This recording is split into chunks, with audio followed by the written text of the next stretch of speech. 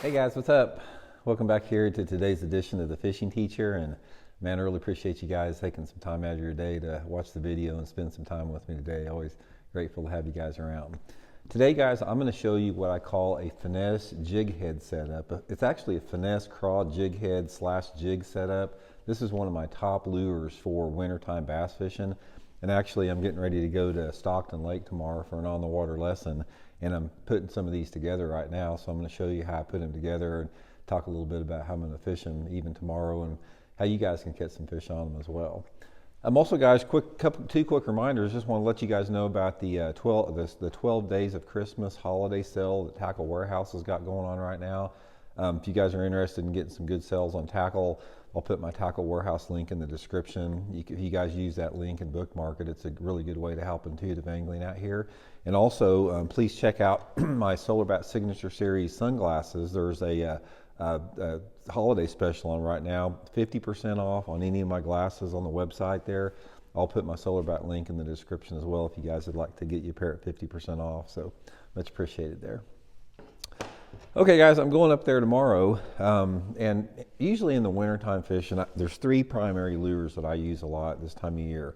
One is a jerkbait, the second is this little swim bait, and the third is this little jig head rig here. So I'm going to sort of show you guys how to rig it up. Now, the first thing you want to do is get you some type of just a ball head jig head like this. You can actually probably even use, like a ball head shaky head, depending upon how thick your cover is. This particular one here, the weed guard is just probably a little bit too thick on it. I'll probably trim that some back. In fact, I'll trim that some back right now. I normally do it with my scissors, but Elijah and Elliot, they did something with my scissors for a project, so I don't have them here. But I'm going to cut some of the strands off here and sort of, make it about half as much like that. So the next thing I do is I get a Zoom little critter craw. And I'll link this in the description of the video too, guys, if you'd like to get some. Usually a green pumpkin or watermelon, something like that. And a couple different things I do with this. First of all, I like to take these little side legs off. For some reason, I think the bait looks better with them off of there. So I've got it like that. And then also, you can see the segments here. The little critter craw's got segments. I usually go down 3 segments, and I'm going to take 3 of the segments off to make it a little bit shorter. So I got it like that. Next thing I do, just going to come through and thread it on. Pretty simple. The main thing is I'll tell you where to fish it at, how to set it up with your equipment and everything. Thread it on there, just take some time to get it straight. No skirt on this deal. This is just a jig head craw setup. And this is how it looks right here. Just a little bitty, it's almost like a little craw Ned rig or something like that. Little bitty diminutive, small little craw like this. And there's something about, you guys hear me talk about this a lot for wintertime fishing. They like small baits, but guys, that will get you bit right there in cold water. No skirt whatsoever on it. Really good little setup there. Okay, now, and actually I'm getting ready to tie that on right now. We'll be using it tomorrow. Okay, let's talk a little bit about where you want to fish it at. In cold water, when you're talking about in terms of your water temperature being within, say, 5 degrees or so of its coldest point that it's going to get throughout the course of the year, normally that's going to be from now until mid part of February, something like that. You got to concentrate on rock.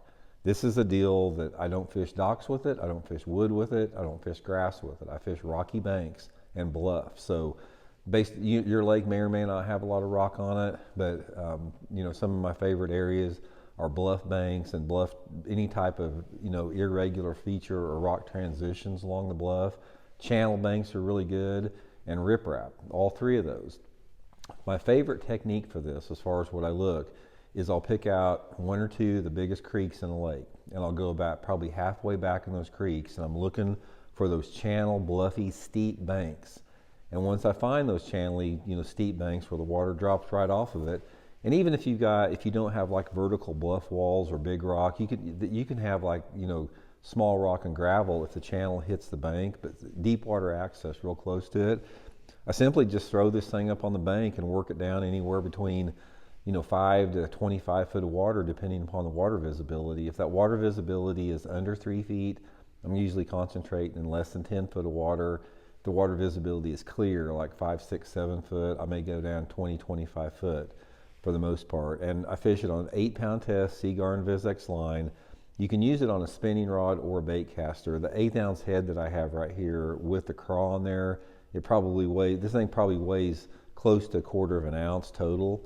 So you can throw it on a bait caster if you want to. It's probably a little easier to throw it on a spinning rod, a fairly stiff spinning rod. But again, 8-pound test line, and just slowly work it down the drop off, guys. Nothing fancy about it, nothing simple. Just keep it bottom contact, pull it, drag it. You don't want to hop it high off the bottom. Just, hop it, 2 or 3 inches off the bottom, just like that, coming up. And they will bite it, man. They will. It's one of my top lures this time of year. Sometimes I'll put a little bit of orange or chartreuse dye on the pincers, depending upon the water clarity. So anyway, just wanted to share that with you guys. Like I said, I'll be throwing that tomorrow. I think if you try it, it's going to put some fish in the boat for you all. So we'll talk later.